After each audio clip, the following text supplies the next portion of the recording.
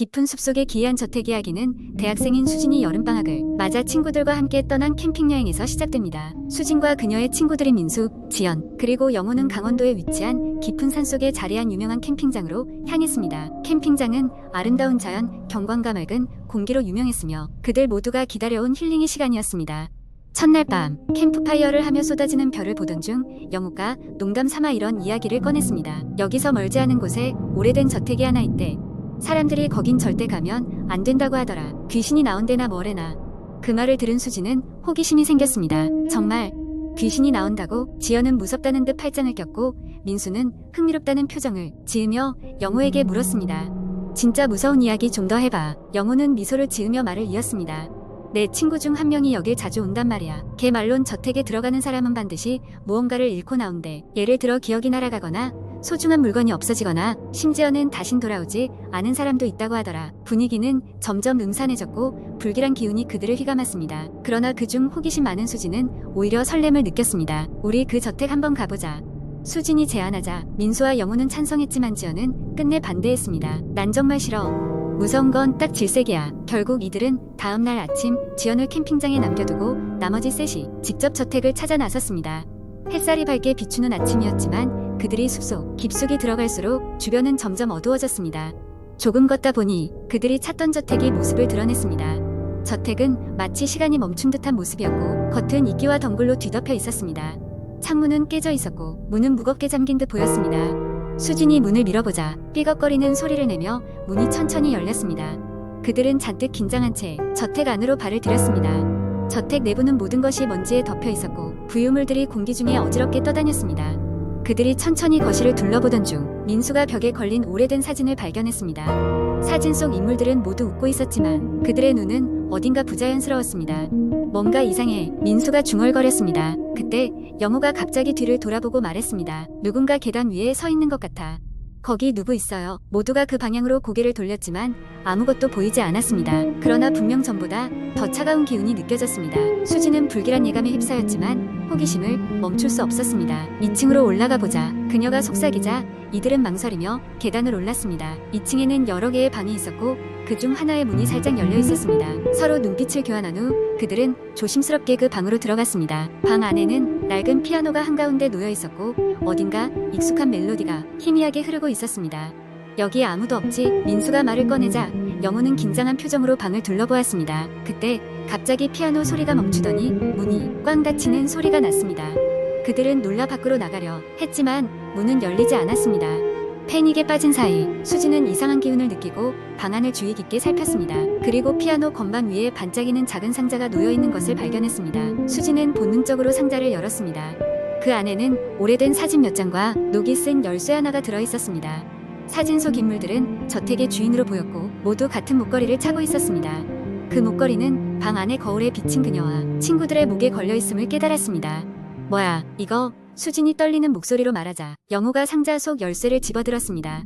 이걸로 문을 열 수 있을지도 몰라. 영호의 손은 떨리고 있었지만 그는 열쇠를 문에 꽂고 돌렸습니다. 다행히 문은 열렸고 이들은 서둘러 저택을 빠져나왔습니다. 언제 그랬냐는 듯 햇볕은 밝게 내리쬐고 있었지만 그들의 마음속에는 여전히 의문과 공포가 남아 있었습니다. 캠핑장으로 돌아온 후 그들은 지연에게 이 이야기를 들려주었지만 지연은 그들을 믿지 않았습니다. 장난치지 마. 그런 얘기 안 통해. 지연은 웃으며 대답했습니다. 그러나 수지는 그 목걸이를 매만지며 생각에 잠겼습니다. 그날 밤 모두가 잠든 캠핑장에서는 바람에 실려 오는 피아노 소리가 들렸습니다.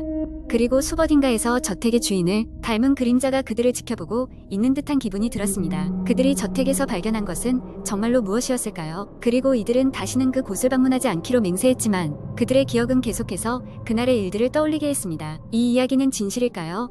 아니면 단순한 전설에 불과한 것일까요? 날이 밝으면 까맣게 잊어버릴 여름밤의 꿈 같은 이야기는 그렇게 마무리되었습니다. 두 번째 이야기, 어둠 속에 속삭임. 몇 년 전 나는 서울 외곽에 위치한 작은 아파트로 이사하게 되었다. 이사한 뒤 첫 주는 새로운 환경에 적응하느라 정신이 없었지만 그곳은 생각보다 조용하고 아늑한 곳이었다.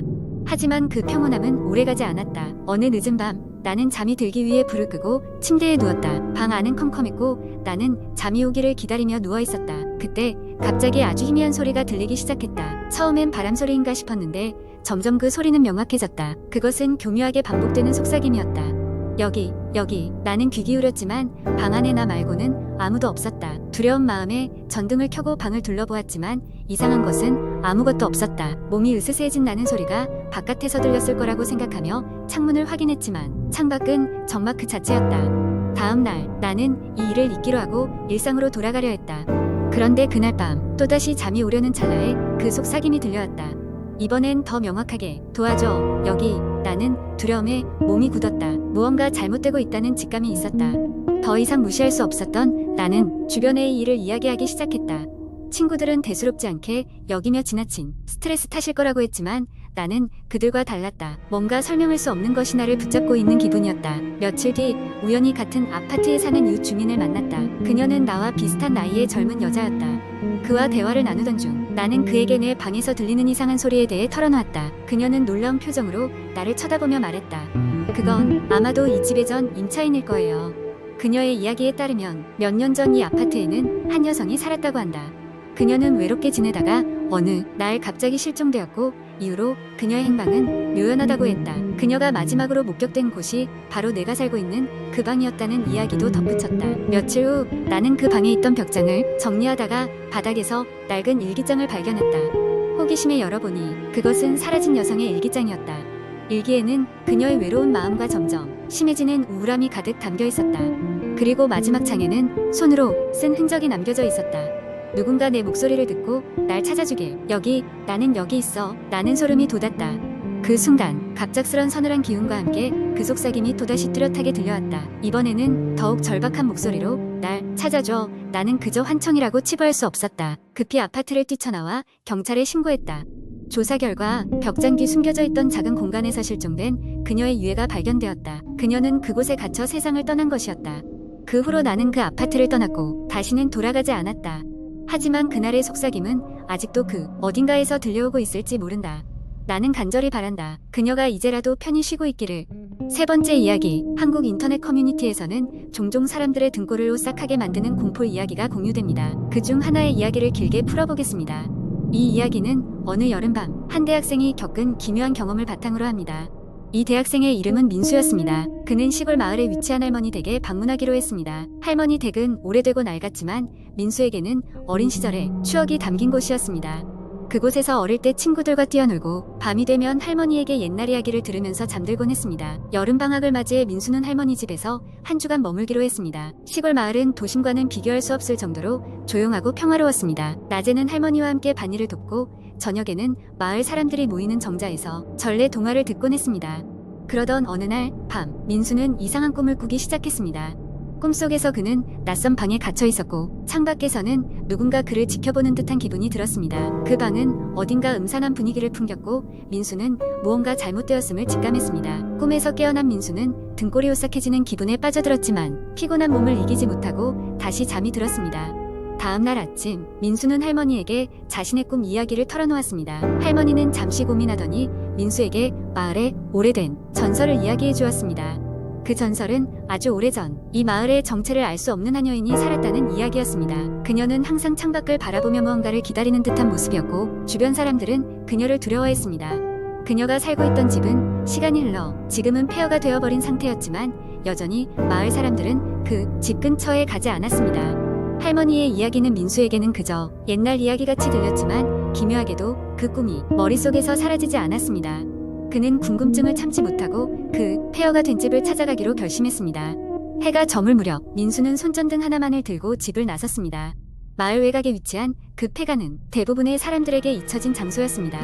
집으로 가는 길은 잡초로 뒤덮여 있었고 오랫동안 사람이 지나지 않은 흔적이 역력했습니다. 폐가는 가까이 다가갈수록 그 규모가 더욱 거대하게 느껴졌습니다. 창문은 깨져 있었고 삐걱거리는 문은 간신히 걸려 있었습니다. 민수는 두려움을 느끼면서도 호기심에 이끌려 집 안으로 발걸음을 옮겼습니다. 집 안은 먼지로 가득했고 작은 목재가 군데군데 얼굴을 드러내고 있었습니다. 그때 민수는 어디선가 희미한 소리가 들려오는 것을 느꼈습니다. 그것은 마치 누군가의 낮고 깊은 숨소리 같았습니다. 그는 그 소리를 따라 조심스레 발걸음을 옮겼습니다. 소리는 집 안쪽, 아마도 지하로 이어지는 계단 아래에서부터 들려오는 것 같았습니다. 심장이 빠르게 뛰기 시작했습니다. 민수는 손전등 불빛을 비춰 계단을 내려가기 시작했습니다. 지하실은 예상했던 것보다 더 어두웠고 한기에 사로잡혀 있었습니다. 그곳에는 오래된 가구와 부식된 물건들이 어지럽게 흩어져 있었고 그 한켠에서 민수는 옛날 여인의 사진을 발견했습니다. 사진 속 여인은 낡고 흐릿했지만 그녀의 눈빛만큼은 매우 강렬하게 살아있었습니다. 그 순간 민수는 등 뒤에서 차가운 기운이 느껴졌습니다. 급히 뒤돌아보았지만 아무것도 보이지 않았습니다.